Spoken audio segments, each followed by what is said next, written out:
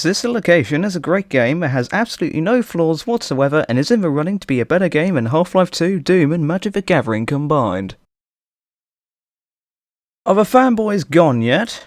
Good. So what exactly is Sister Location then, other than an incubator for creepy Rule 34 porn?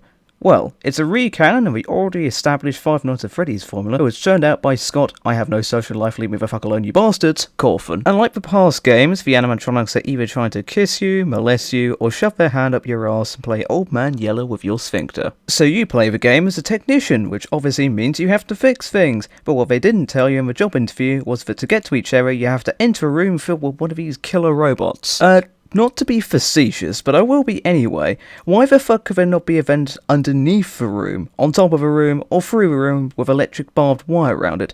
Does the owner have a limb fetish or something? Anyways, the first few nights of the game were very good. The first night did its job in setting the scene, introducing you to Prick Master 5000 and giving the robots a shock fetish. Night 2 was even better, and for me was the highlight of the entire game. After getting through Ballora's gallery, which took like 30 attempts I might add, you have to reboot the entire system manually. However, Prickmaster 5000 informs us that this panel interferes with nearby robotics for some reason.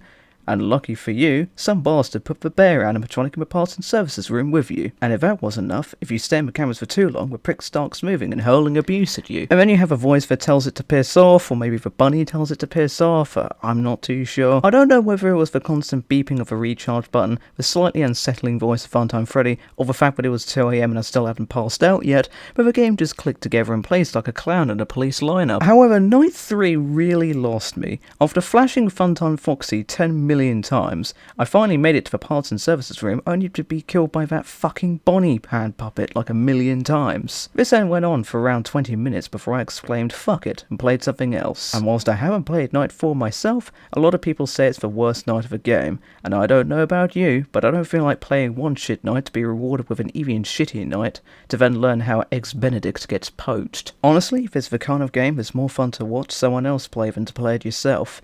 When you see this same prepubescent fuck screaming at Crichton from Red Dwarf's vibrator 20 times over, that's funny. But when you're playing it yourself, it's just tedious, frustrating, and why is there blood coming out of my nose? Honestly, there's only 3 types of people this game's aimed at. 12-year-olds who are looking for a daddy's first horror game until they can wean themselves onto Outlast, Silent Hill, and that new Resident Evil game for PSVR. Let's Players because it gets them a shit ton of money, shit ton of views, and what the fuck else they're supposed to do when the cocaine bucket runs dry.